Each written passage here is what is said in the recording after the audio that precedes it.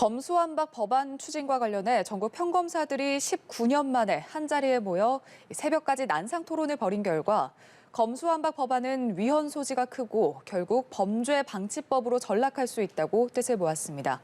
한편 김호수 검찰총장은 어제 법사위에 출석해 검수완박 관련 중재안을 제시하며 다시 국회 설득에 나섰지만 소득은 없었는데요. 법사위는 여야의 고성이 오가며 끝내 파행했습니다. 관련 내용과 함께 정치권 이슈들 짚어보겠습니다. 차재원 부산 가톨릭대 특임교수 그리고 김진욱 전 민주당 대변인 나오셨습니다. 안녕하세요. 네, 안녕하세요. 네, 어서 오십시오. 자, 평검사 회의가 어제 있었습니다. 어젯밤 7시부터 시작해서 새벽 5시에 끝났습니다. 장장 10시간 동안 회의를 열었는데 회의 결과를 발표했습니다. 검수완박은 헌법을 위반할 소지가 있다. 억울한 피해자를 양산할 수 있는 범죄 방지법으로 전락할 것이다. 자, 주요 내용은 이런데 일단 어떻게 들으셨는지요? 그만큼 절박하다는 것이겠죠. 앞서 말씀하신 것처럼 지금 평검사들이 모여서 이렇게 자신들의 그 조직의 운명과 관련해서 회의한 것이 19년 만의 일이거든요. 예. 2003년도에 당시 노무현 정부가 출범하고 난 뒤에 강금실 장관이 법무장관으로 내정되고 그와 관련된 검찰 인사에 그 당시 평검사들이 반발했던 부분들은 상당히 어떻게 보면 조직 이기주의적인 측면이 분명히 있었습니다만 이번 같은 경우도 물론 조직 이기주의 측면도 있지만 그것보다는 제가 생각했을 때는 일단 70년 동안 유지되어 왔던 형사사법 체제의 골간을 흔드는 이러한 법안이 상당히 졸속으로 이렇게 처리되는 부분에 대한 나름대로 평검사들의 저는 뭐 충정이 상당히 드러난 것이 아닐까라는 생각이 듭니다. 예. 앞서 말씀하신 것처럼 지금 평검사들의 입장에서는 지금 민주당이 추진하고 있는 이 지금 수사와 기소의 분리 자체가 지금 헌법이 규정하고 있는 검사가 영장을 청구하도록 되어 있는 부분에 있어서 지금 사실 이 영장을 청구한다는 그 자체 안에 검사가 수사를 지휘하면서 수사를 사실상 지휘하는 그런 내용이 담겨 있기 때문에 상당히 자의적으로 해석하고 있다는 것이고요. 앞서 또 말씀하신 것처럼 이 상당히 나름대로 대안이 지금 마련되지 않은 상황에서 이렇게 일방적으로 경찰에게만 이렇게 수사권을 넘겨주는 상황이 된다고 한다면 상당히 그러니까 인권 침해의 소지가 높다. 그런 상황에서 국민들이 피해를 받을 수밖에 없다는 이야기를 하고 있는 것 같아요. 그리고 또 하나는 지금 민주당이 이야기하는 것처럼 그러니까 수사와 기소의 분리 자체가 글로벌 스탠다드라고 이야기하는데 꼭 그렇지만은 않다. 이 미국 같은 경우도 연방검찰 같은 경우는 충분히 지금 수사를 하고 있는 상황이기 때문에 그런 부분들을 이야기를 하고 있는 것 같고요. 그리고 또 하나 지금 이런 본인들이 지금 이렇게 이 조직 전체가 위기에 빠질 수밖에 없던 부분이 이유가 결국은 검찰의 그동안 수사의 공정성, 그 독립성의 문제가 제기됐던 부분 아닙니까? 그렇기 때문에 평검사들이 이제는 이 지금 그 검찰의 수사의 공정성과 독립성을 위해서 적극적인 역할을 하겠다고 다짐한 대목도 저는 뭐 상당히 눈에 띄는데요. 문제는 이 검찰이라는 조직 자체가 검사 동일체의 원칙이라고 해서 상명하복이 아주 잘 써 있고 지휘관계가 분명하게 돼 있는 상황인데 이런 조직 문화를 과연 평검사들이 어제 밤새도록 회의 한 번만으로 이걸 바꿀 수 있을까? 그리고 또 이 평검사들이 이런 식으로 자신들의 그 하나의 그 대표단체를 만들어서 이렇게 이 수사지휘 체계에 어떤 식의 역할을 할 수 있을까? 이런 부분들이 제도적으로 지금 전혀 마련되어 있지 않기 때문에 이러한 부분들은 지금 검찰의 이 조직 이기주의에 대한 아마 그런 우려 때문에 그걸 방지하기 위해서 자신들의 역할을 강조하는 부분이긴 합니다만 그런 부분을 과연 어떻게 관철시킬지 그런 부분들은 좀 더 지켜볼 대목이 아닐까 하는 생각이 듭니다. 자, 말씀하신 대로 조금 더 구체적인 또 조금 더 설득력 있는 내용으로 국민을 설득했어야 하는 거 아닌가 좀 아쉬움이 남는다 이런 평가도 나오고 있거든요. 어떻게 평가하세요? 네, 어제 평검사들의 모임 이게 19년 만의 일입니다. 그리고 언론에서는 지금 이걸 검난 현실화가 됐다 이렇게 표현하기도 합니다. 저는 좀 아쉬운 부분이 여전히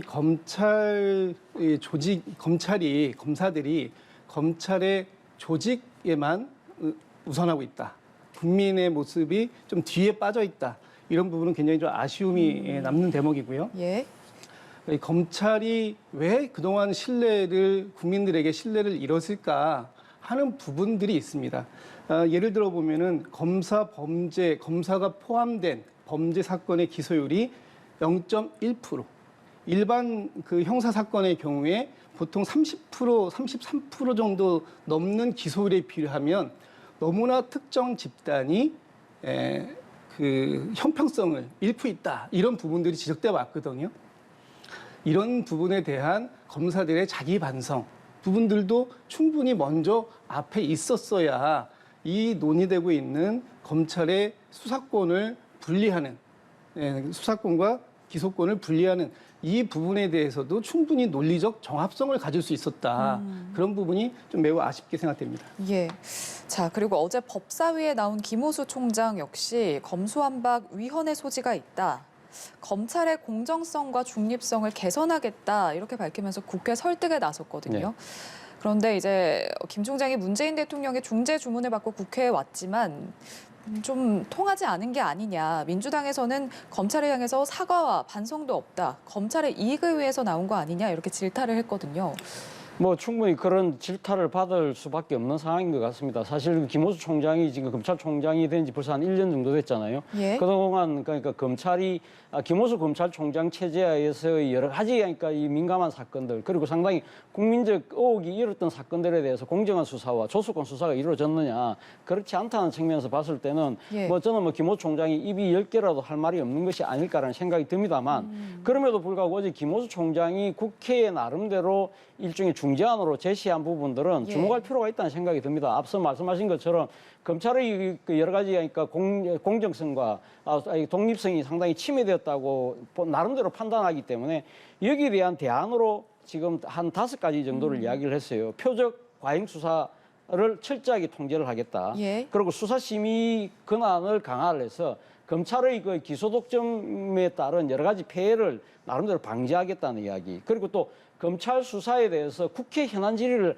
허용하겠다. 예. 이건 상당히 어떻게 보면 검찰 입장에서는 상당히 엄청나게 양보를 하는 듯한 그런 모습으로 비칠 수가 있습니다. 어쨌든. 예. 그리고 또 하나는 검사 탄핵에 대해서 지금 이 소추를 탄핵 소추를 강화하겠다. 말 그대로 검사에 대해서 소추가 만약에 발의가 되면 그 자체로 검사의 직무가 정지되는 측면이 있기 때문에 그런 측면이 있고요. 예. 정관예우에 대한 처벌 강화도 이야기를 했는데 문제는 이 5가지 중에 앞서 제가 이야기했던 표적 과잉 수사 통제, 검사 탄핵 소추, 그리고 정관예우 처벌 이런 것은 원래 기존에 다 있던 것들이에요. 그렇기 예. 때문에 이런 부분들을 좀 더 강화한다는 그 자체로만 과연 이것이 이 지금 그러니까 이 검찰의 그동안의 그 수사 공정성의 문제에 대한 여러 가지 문제들을 한골 탈퇴를 할 수 있을까 이런 생각이 든다는 것이죠.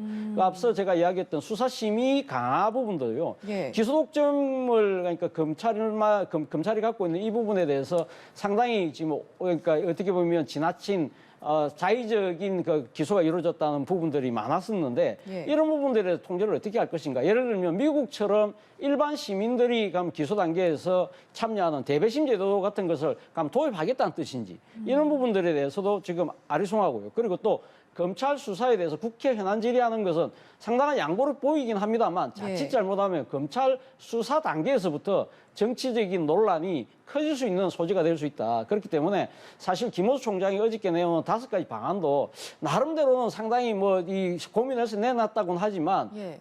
검토가 제대로 되지 않은 거 아닌가. 그리고 또 검찰 스스로가 자신들이 갖고 있는 기득권을 완전히 내려놓으려는 마음의 준비가 돼 있는가라는 의구심이 생긴다는 거예요. 자, 지금 이 상황에서 말씀하신 김호수 검찰총장이 중재안, 절충안 같은 걸 내놨거든요. 이게 실효성이 있다고 보시는지요? 저는 많이 부족하다고 봅니다. 특히 이 검찰의 수사 지휘권 이 부분을 말씀을 또 주신 게 하나 있어요. 예. 그런데 이거는 그동안 왜 이 수사와 기소가 분리되어야 하는지에 대한 근본적인 해결책에 부합되지 않는다라고 보입니다. 예를 들면 예. 어제 권은희 국민의당 원내대표께서 이런 말씀을 주셨어요. 경찰이 검찰에 종속되면서 나타나는 이 비효율성을 제거하지 못하면 안 된다. 그렇기 때문에 수사권 분리에 찬성한다. 이런 말씀도 주셨거든요. 예. 그렇게 따져보면 지금 경찰이 검찰에게 수사를 지휘받는 것 이것이 굉장히 이 경찰의 수사를 비효율적으로 만들어내는 그런 역할을 그동안 해왔었기 때문에 예. 이것이 다시 부활된다. 이건 문제가 있고요. 지금 이 부분을 대체해서 나온 것이 검찰의 수사 보완 요구권이 있습니다. 예. 지금 수사 기소권 분리 이 법안에 보면 여전히 검사들은 기소 단계에서 이 지금 경찰의 수사에서 부족하다, 미진하다 이런 판단이 드는 부분에 대해서는 수사를 보완해 줄 것을 요구할 수 있는 합법적인 권한을 부여하고 있습니다. 예. 그렇기 때문에 지휘권보다는 이 현재 얘기가 논의가 되고 있는 이 보완 요구권을 더 적극적으로 활용하는 방안을 모색하는 게 좋지 않나 이렇게 생각됩니다. 그러니까 지금 이제 그 보완 수사 요구권 같은 경우는 검찰이 직접 보완 수사를 할 수도 있고 요구를 할 수도 있는 건데 이제 검수완박이 되면은 그냥 보완 수사를 요구하는 쪽으로만 그렇게 가는 건가요? 네, 그렇게 되어 있습니다. 그런데요, 예. 지금 그 통계를 보니까요, 1심 사건을 기준으로 했을 때 경찰 수사가 무죄를 받는 그 비율이 대략 한 3% 정도 나옵니다. 그리고 검찰이 직접 수사를 했을 때 예. 이것이 무죄를 받는 비율이 약 15% 정도 나옵니다. 그렇기 때문에 경찰의 수사력이 검찰에서 우려하는 것처럼 그렇게 많이 미진하다, 떨어질 것이다, 부족할 것이다라고 예. 그 예단하기엔 어려운 부분이 있다라는 측면도 고민을 해야 될 부분입니다. 알겠습니다. 자, 이런 상황에서 대법원 법원행정처에서도 의견서를 냈습니다. 검수완박은 위헌이 유력하다라는 취지의 이제 15개 조항을 지적한 의견서였는데, 자, 일단 핵심은 경찰 권력이 비대해지는 것을 어떻게 견제를 할 것이냐, 과잉 수사, 부실 수사 어떻게 통제할 것이냐, 여기에 대한 견제 장치가 부족하다, 대안이 필요하다 이런 내용이었거든요. 그러니까 지금 법원 행정처에서도 추가 검토가 필요하다 지금 이런 네. 입장인 거죠. 우리가 소위 말해서 그 법조 삼륜이라고 그러잖아요. 판사, 검사, 변호사가 사실은 이 세 개의 축이 이렇게 돌아가면서 형사사법뿐만 아니라 그러니까 형사사법 체제를 이루는 그런 상황이기 때문에 저는 예. 대부분의 의견 자체가 저는 상당히 중요한 정치적 함의를 갖고 있는 것이 아닐까 하는 생각이 듭니다. 앞서 말씀하신 것처럼 대법원의 입장에서는 지금 앞서 제가 잠깐 언급했습니다만 헌법이 규정하고 있는 검사의 영장 청구권에 사실 수사권도 포함되어 있다. 예. 이런 부분들에 대해서 그러니까 영장 청구권만 있고 수사에 대한 이야기가 없기 때문에 수사권은 박탈해도 된다는 식의 해석 자체는 지나친 자의적인 해석이라고 하는 것이고요. 그리고 또 하나는 앞서 말씀하신 것처럼 지금 견제와 균형 자체가 예. 무너질 수가 있다. 만약에 검찰의 그 수사 권한을 지금 그러니까 확실한 대안을 만들지 않은 상황에서 검찰에게 일시적으로 다 넘겨질 경우에는 상당히 그러니까 지금 과잉 수사나 또 부실 수사가 될 경우가 많다. 그럴 경우에는 결국 국민이 피해를 보는 것이 아닐까. 그리고 또 하나의 문제는 지금 그 법이 통과되고 나서 그러니까 지금 시행을 한 3개월 정도 유예한다고 하지만 예. 그거보다는 최소한 6개월에서 한 1년 정도 충분한 시간을 갖고 그 법을 시행해야 될 필요가 있다. 그리고 또 하나의 문제는 지금 이 검수완박의 법안하고 다른 법과의 정합성의 관계입니다. 예를 들면 공정거래법에 의하면 그 공정거래위원회에서 부당 거래 행위가 적발될 경우에는 일단 검찰에 고발하도록 돼 있는데 예. 이러한 부분들에 대한 것은 고치지 않고 검찰의 수사권을 박탈해 버리면 그러면 어떻게 되느냐는 것이죠. 그러니까 이런 법들이 여러 개가 있는데 예. 이런 법들에 대한 충분한 논의, 그러니까 이 지금 사전 준비를 하지 않고 예. 할 경우에는 상당히 문제가 있다. 그렇기 때문에 지금 법원 행정처는 반드시 추가 검토가 필요하다는 입장을 낸 것 같고요. 예. 저는 어느 정도 상당히 일리 있는 이야기가 아닐까 하는 생각이 듭니다. 예.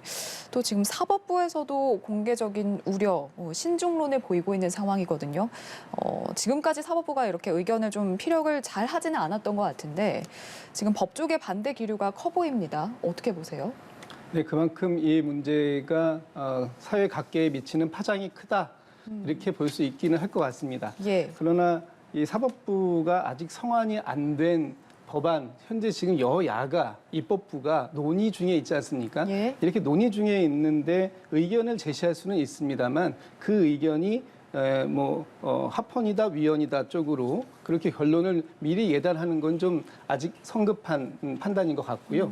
여전히 어제도 여야 우리 국회의장께서 오늘 해외 순방까지도 전격적으로 보류를 하셨어요. 박병석 그만큼 국회의장이요. 예. 이 문제가 입법부에서 가장 중요한 문제임이 분명합니다. 그리고 여야의 4당, 정의당 또 국민의당까지 4당 그 원내대표들이 모이셔서 지속적으로 논의하고 협의하는 과정에 중에 있기 때문에 예. 이 문제에 여러 의견들을 주시는 거는 참 고마운 일이고요. 거기에 더해서 이 국민의힘 또 국민의당, 정의당 이 제 정당들의 우리 민주당 쪽에서도 더 적극적인 설득 노력 그리고 말씀 주신 것처럼 부족한 부분이 분명히 있습니다. 그 부족한 부분들을 어떻게 채워갈 것인가. 그 부분들에 대해서 함께 논의하고 머리를 맞대서 예. 이 국민들이 더 이상 불안해하지 않게끔 하는 그런 노력들이 우리 입법부 안에서 충분히 더 이루어져야 되겠다 하는 말씀도 좀 드리겠습니다. 말씀하신 것처럼 지금 민주당이 추진하고 있는 법안에 대해서 민주당 내에서도 좀 우려의 목소리가 나오고 있거든요. 뭐 조응천 비대위원은 이 법이 위헌 소지가 있다 이렇게 밝혔고 또 민주당 비대위가 지금 9명인데 뭐 윤호중 비대위원장, 박홍근 원내대표 빼고 한 6명 정도가 지금 이 검수완박 법안에 좀 신중론 입장을 표한 상태란 말이죠. 자, 일단 민주당 내에서 의견을 좀 정리를 해야 할 필요가 있을 것 같은데 어떻게 보세요? 네, 참 중요한 지적을 주셨습니다. 민주당 내에서도 다양한 의견들이 있습니다. 특히 원칙적인 부분에 있어서는 다 동의를 합니다. 그러나 현재 이 과정이 조금 더 국민적 동의가 더 모아지는 부분이 필요한 거 아니냐라는 우려의 목소리도 분명히 존재하거든요. 예. 반대로 지금 국민의힘에서도 국민의당하고 합당을 결의했지 않습니까? 예. 국민의당 원내대표를 맡고 있는 권인희 원내대표께서도 비슷한 의견을 갖고 계세요. 그 안에서도 지금 다른 의견, 다른 목소리들은 존재하는 상황입니다. 그런 목소리들이 하나로 모아지는 과정 중에 있다. 이렇게 얘기를 해주시면 좋을 것 같고요. 예. 그리고 권은희 원내대표님 말씀 잠깐 하나만 더 드리면 경찰의 이 수사권 조정 부분에 있어서 경찰의 수사력에 대해서 일방적인 평가를 하는 것은 자제되어야 된다. 이런 말씀도 주시는 게 있어요. 예. 그래서 이 민주당 내에서도 우려의 목소리가 있지만 예. 지금 현재 새로운 그 여권에서도 우려의 목소리들 또 이 수사권에 대해서 분리를 찬성하는 목소리도 있기 때문에 이런 부분들이 입법부 내에서 충분하게 논의될 수 있는 시간을 좀 주시는 게 좋지 않겠나 싶습니다. 예, 알겠습니다. 그리고 조금 전에 언급을 해주셨지만 이제 박병석 국회의장이 해외 출장 일정을 보류했습니다. 앞서서 이제 민주당 출신 김상희 부의장에게 사회권을 넘기고 해외 출장길에 오를 것이다 이런 관측이 나왔는데 결국은 이 일정을 보류했거든요. 앞으로 법안 처리 과정에 어떤 영향을 줄 거라고 보시는지요? 저는 박병석 국회의장이 본인이 지금 육선을 하면서 나름대로 쌓아왔던 정치적 커리어에답게 저는 처신을 하고 계신 것이 아닐까라는 생각이 듭니다. 앞서 말씀하신 것처럼 박병석 의장이 23일 날 바로 해순방을 떠나게 될 경우에는 예. 진짜 이 사회권을 이양할 수밖에 없는 상황이라고 한다면 국회의장이 이 중요한 국면에서 사실상 발을 빼는 셈이잖아요. 그렇다고 한다면 예. 그런 여러 가지 정치적인 이러한 상당한 이 상황이 엄중하다. 그렇기 때문에 외국과의 결례에도 불구하고 본인의 아마 순방을 미룬 것이 아닐까 하는 생각이 드는데요. 그렇게 한 이유 중에 하나는 저는 결국은 지금 박병석 의장이 지금 그 민주당이 이야기하고 있는 이 4월 국회 내에서 처리하겠다는 이 부분에 있어서 예. 최대한 여야 간의 이견을 좁혀서 뭔가 중재와 타협안을 만들려고 하는 과정에서 자신의 역할을 적극적으로 하겠다는 의사를 표명한 것이 아닐까 하는 생각이 듭니다. 박병석 의장의 입장에서는 아마 이 검찰의 수사와 기소의 분리에 대한 원칙에 대해서는 아마 찬성을 하고 계실 가능성이 높다고 봅니다. 그러나 다만 예. 지금 왜 지금 이 정권 교체 기간에 이 짧은 시기에 서둘러서 해야 될 필요가 있느냐. 이 부분에 대해서 지금 많은 우려가 생기고 있는 거 아닙니까? 그렇다고 한다면 지금 윤석열 당선인도 사실은 이 검찰의 수사와 기소에 대한 분리에 대해서는 원칙근거적으로 찬성을 하고 있고 권성동 국민의힘 원내대표도 찬성을 하고 있다고 한다면 예. 저는 여야가 머리를 맞대서 충분히 가면 지금 언제까지 우리가 그러면 이러한 부분들을 그러니까 이 지금 검찰의 여러 가지 문제들에 대해서 수사와 기소의 분리에 대해서 가면 합의를 하고 그 부분에 대해서 여러 가지 뒤따를 수 있는 이 여러 가지 미비점 그리고 상당히 그러니까 대안의 입법 예. 이런 부분들에 대한 나름대로 정치 로드맵을 여야가 합의만 한다면 저는 윤석열 정부가 탄생한다고 해서 그러면 여야가 합의한 부분에 대해서 그게 거부권을 행사할 수 있을까요? 저는 아마 그러한 그림을 저는 이병석 국회의장께서 머릿속에 그리고 있으면서 예. 결국 핵순방을 보류한 것이 아닐까라는 조심스러운 기대를 갖고 있습니다. 예. 자, 어제 대법원이 의견서를 내고 또 김호수 검찰총장이 중재안 같은 거를 내고 여기에 양향자 의원의 이름으로 문건 하나가 보도가 됐습니다. 지금 앞서서 민주당 의원이 사보임하면서 민주당 출신, 민주당에서 탈당한 무소속 양향자 의원이 법사위에 들어갔잖아요. 그래서 국민의힘이 법사위 안건조정위원회를 열게 되면은 시간이 지체가 되기 때문에 자, 이걸 막기 위해서 야당 몫의 찬성자가 필요하고 그래서 양향자 의원이 의결에 키를 주고 있다 이런 평가가 나오기도 하는데 자 어제 이 양향자 의원 이름의 입장문 형태로 나온 문건이 돌았습니다. 문건 내용을 보면 이 법안을 좀 더 수기해야 한다. 이번 추진 방식에 동의할 수 없다. 제 정치 기반을 무너뜨릴 수는 있더라도 양심에 따르겠다. 지금 이런 내용이거든요.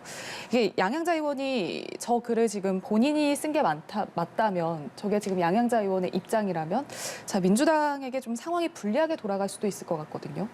일단 첫 번째 정확하게 짚고 넘어가야 될 것은 예. 양향자 의원이 민주당 출신인 건 맞습니다. 예. 그런데 현재 무소속이고요. 이 양향자 의원의 사보임이 이 안건조정위원회 때문이다라고 민주당이 밝힌 바가 없습니다. 예. 이 안건조정위를 구성하는데 무소속의 의원이 한 분 배정되어 있고요. 예. 그 몫으로 양향자 의원이 배정돼서 사보임 된 것이기 때문에 이것은 안건조정 소위의 3분의 2, 6명인데 3명, 3명, 6명인데 예. 그 4명이 되면은 안건 그 조정을 중단시킬 수 있습니다. 그렇죠. 예, 그래서 90일, 최장 90일까지 논의를 할 수 있는 안건 조정일을 중단시킬 수 있다라는 것 때문에 말씀을 주신 것 같은데 일단 예. 첫 번째는 양향자 의원의 사보임이 민주당의 요청이거나 아니면 민주당의 이 안건 조정일을 중단시키려고 하는 저희가 밑에 깔려 있다라는 것은 좀 바로잡을 필요가 있어 보입니다. 예. 그리고 양향자 의원께서 어떤 평가를 생각을 가지고 계실 수 있으실 것 같아요. 그런데 그것이 지금 그 어젯밤에 돌았다고 하는 문건에서 이런 말씀을 주셨던 것 같습니다. 민주주의에서 수기하고 토론하는 것이 필요하다. 예. 그리고 이것이 강압적으로 진행돼서는 안 된다. 이거는 아주 원론적인 입장의 말씀이라고 저는 이해됩니다. 지금 논의하는 과정에서 아직 안건 조정 소위로 넘어가지 않았지 않습니까? 네. 그리고 논의하는 과정에서 법사위의 소위에서 얼마든지 지금 토론이 진행되고 있는 과정이에요. 그런데 이 과정을 건너뛴 그 다음 순서를 미리 얘기하는 것은 예. 좀 지금 너무 앞서가 있는 것 같고요. 그리고 논의하는 과정에서 양향자 의원이 설령 이런 생각을 갖고 계셨다 하더라도 예. 또 사람의 마음이 언제 어떤 순간에 다른 생각을 갖게 되는 경우도 있지 않겠습니까? 그래서 예. 지금 이것이 큰 변수로 등장한 것은 사실이지만 이것 때문에 논의가 중단되는 그런 일은 좀 없지 않을까 싶습니다. 양향자 의원 입장문 형태로 나온 이 문건에 대해서는 어떻게 보세요? 저는 뭐 양향자 의원의 생각을 아마 준비하는 과정에서 아마 예. 문건을 작성을 했고 아마 이런 뭐 관련된 뭐 이런 전문가들이나 지인들한테 아마 조금 내 생각이 어떨까 물어보는 과정에서 이게 유출이 된 것 같아요. 자문을 그렇기 구하는 때문에 말씀하신 과정에서요? 것처럼 예. 최종적인 결정은 아니긴 합니다만 예. 지금 또 나온 문건이 양향자 의원의 그러니까 생각 속에서 나온 것이라고 한다면 저는 상당히 일리 있고 상당히 그러니까 좀 경청할 대목이 있다는 생각이 듭니다. 말 그대로 국회의원은 헌법기관이잖아요. 헌법기관이라고 한다면 그것은 일종의 당리당략보다는 국익을 우선을 하고 국민의 피해를 최소화하는 쪽으로 가야 된다. 그리고 양심에 따른 선택을 할 수밖에 없다는 양향자 의원의 고민은 충분히 저는 뭐 받아들일 필요가 있는 것 같고요. 그리고 예. 또 지금 이 검수완박에 대해서 좀 더 시간을 갖고 하자 이런 부분들은 저는 뭐 양향자 의원의 생각이 저는 맞지 않나 싶은데 문제는 양향자 의원의 그러니까 이 초심이 끝까지 갈 거냐 부분이 상당히 주목되는 부분입니다만 그러나 이 정도로 이렇게 상당한 파장을 불러일으킨 만큼 본인이 또 이 초심을 바꾸기가 쉽지는 않을 것 같아요. 그렇다고 한다면 민주당 입장에서는 상당히 난감해질 수밖에 없는 상황이 되는 것이죠. 법사위에서 그러면 안건 조정위를 구성할 경우에는 여야 3대3으로 할 경우에 예. 양향자 의원이 야당의 몫으로 들어가서 결국은 그러면 그러한 6명 중에 4명의 찬성을 얻어야만 예. 그러니까 지금 90일이라는 그러니까 숙려 기간을 피하면서 바로 진행할 수 있는데 만약 양희 의원이 발을 빼버릴 경우에는 사실은 이 논의 자체가 90일, 최장 90일까지 지연될 수밖에 없는 상황이거든요. 그렇다고 예. 한다면 이번 4월 회기 안에 끝을 내려고 했던 민주당의 그러니까 상당한 그 계획의 차질이, 큰 차질이 첫 번째 가장 큰 허들이 생길 수밖에 없는 상황인데 오늘 이와 관련해서 박원건 민주당 원내대표께서 그에 따른 대책을 준비하고 있다고 그러는데 저는 그 대책이 도대체 뭔지 엄청 궁금합니다. 과연 네. 이런 이 지금 상임위 단계에서 이런 논의 자체를 패싱하고 바로 본회의로 갈 수 있는 방법이 있을까? 저는 그 부분에서 도대체 어떤 대책인지 상당히 궁금합니다. 양양자 의원을 설득할 수도 있지 않을까요? 그런데 앞서 그런데, 제가 말씀드렸잖아요. 네. 그러니까 양양자 의원이 헌법기관이고 상당히 그러니까 공인된 차원에서 본인이 초심이 다 흘러나갔다는 거죠. 이런 부분을 만약에 뒤집을 경우에 예. 본인의 정치인으로서 입지 그리고 또 이 자인으로서 입지도 상당히 나름대로 난감해지지 않을까. 그래서 저는 앞서도 말씀드린 것처럼 초심을 그대로 갖고 갈 가능성이 좀 더 높지 않을까 하는 생각을 해본다는 거죠. 알겠습니다. 자, 다음으로 지방선거 얘기도 해보겠습니다. 어젯밤에 민주당 송영길 예비후보 그리고 박주민 예비후보 컷오프 얘기가 나왔습니다. 민주당 전략공천관리위원회가 결론을 내렸는데 물론 아직 최종 결정된 건 아니고 이제 비대위 회의가 남아있는 상황입니다. 자, 뭐 좀 더 논의를 해야 한다라고 밝혔지만 지금 후폭풍이 거센 상황이거든요. 어떻게 보세요? 네, 어젯밤에 전략공천위원회의 내용이 예. 일부 전략공천위원을 통해서 알려지면서 지금 굉장히 밤사이에 논란이 격화되고 심화되고 있는 상황입니다. 예. 근데 저는 이제 우려가 되는 게 이 논란이 아직 비대위에 최종 결정을 남겨두고 있지만 예. 벌써부터 이렇게 그 당원들과 지지자들 사이에서 이견의 목소리들이 나오고 있는 이런 상황들이 이번 지방선거 전체 판세에 부정적인 영향을 주지는 않게 될까라는 좀 걱정이 좀 일단 좀 되고요. 예. 그리고 오늘 윤호중 비대위원장께서 이런 말씀을 좀 주셨어요. 오늘 밤에 다시 논의를 하겠지만 그와 별개로 이 전략공천위원회의 이 결정 과정이 바깥으로 유출된 경위에 대해서 당의 윤리감찰단의 경위를 직권 조사 시켰고 예. 그 결과에 따라서 징계를 할 것이다라는 말씀을 주셨는데 지금 당에서 내놓아야 할 메시지 또 우리 공동 비대위원장님께서 내놓았어야 할 첫 번째 메시지가 이것이었어야 됐었을까라는 좀 아쉬움은 좀 있어요.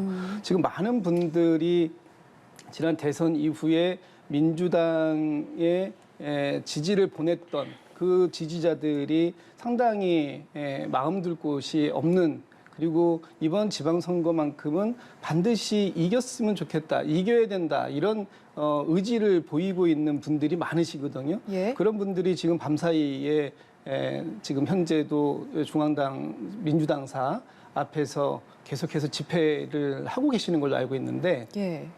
이분들에게 이번 지방선거에서 민주당이 잘하면 또 국민들께 이미 지난 대선을 통해서 평가받았던 부분들을 깨끗하게 인정하고 또 반성하고 나아가서 더 새로운 민주당으로 거듭날 수 있음을 말씀드리는 자리였다면 예. 그렇다면 이번 지방선거에 기대를 거는 당원들과 지지자들에게 조금 더 희망의 메시지를 전달할 수 있지 않았을까라는 좀 아쉬움이 있어요. 네. 오늘 밤에 비대위가 다시 한번 논의를 할 것 같습니다. 그리고 오늘 내로 결론을 내겠다는 목표를 가지고 있다라는 얘기도 좀 나오고 있는데 오늘 밤에 있을 비대위에서는 조금 더 이 원칙적인 그리고 지금 비대위의 윤호중 비대위원장님과 공동으로 비대위원장을 하고 있는 박지원 비대위원장은 아침 비대위의 공개 모두 말씀을 통해서 예. 상당히 우려의 목소리를 냈거든요. 예. 그래서 이런 부분들이 오늘 밤 비대위에서는 원만하게 깔끔하게 정리가 좀 돼야 이 지방선거, 6일 예. 지방선거를 준비하고 있는 우리 당의 기호 1번을 가지고 준비를 하고 있는 많은 예. 후보자들에게 또 이번 지방선거를 통해서 다시 한번 민주당에게 지지를 보내주려고 마음을 먹고 있는 그런 유권자분들께 예. 좀 희망의 메시지를 전달하는 역할을 해야 된다 이렇게 생각합니다. 알겠습니다. 자, 그런데 지금 송영길 전 대표, 박주민 의원을 컷오프했을 때 생길 파장 이런 걸 지금 알면서도 예상을 할 수 있는데도 불구하고 전략공천 얘기가 나오는 거면 이미 누구를 좀 염두에 두고 있는 거 아닐까 이런 생각도 들거든요. 그래서 지금 나온 이야기가 지금 예. 박영선 전 장관을 뭐 차출해야 된다. 예. 또 하나는 뭐 이낙연 전 대표를 추대해야 된다. 뭐 그런 이야기들이 나오는데요. 지금 예. 만약 그런 상황이라고 한다면 앞서 말씀하신 것처럼 지금 출사표를 던진 송영길, 박주민 의원을 비롯한 지금 기존의 후보들 있잖아요. 그분들이 과연 이걸 동의를 할 수 있을 것이냐. 그렇다고 한다면 지금 뭐 지방선거가 며칠 남지도 않은 상황인데 상당히 심각한 직전 분열 양상으로 갈 수밖에 없다. 예. 그런 상황이기 때문에 뭐 지금 사실 민주당 지지층뿐만 아니라 지금 아마 적지 않은 유권자들도 지금 뭐 상당히 이 상황 자체를 우려스럽게 지켜보지 않을까 하는 생각이 들어요. 그런 예. 관점에서 본다고 한다면 저는 민주당이 애초에 첫 단추를 잘못했다는 생각이 들어요. 그러니까 지금 사실은 이번에 서울에서 대선에서 지고 난 뒤에 그리고 또 지금 오세훈 시장이 지난해 4월 달에 그 보궐선거를 통해서 압도적으로 승리를 했기 때문에 예. 여러 가지 객관적인 조건으로 봤을 때 상당히 힘들다. 그래서 좀 너무 지레 좀 겁을 먹은 것이 아닐까? 예를 들면 그러니까 우리는 이번 선거 질 수밖에 없을 거야. 그리고 또 하나는 이런 상황이니까 좀 이 약간 경쟁력 있는 후보가 나오지 않을 거야.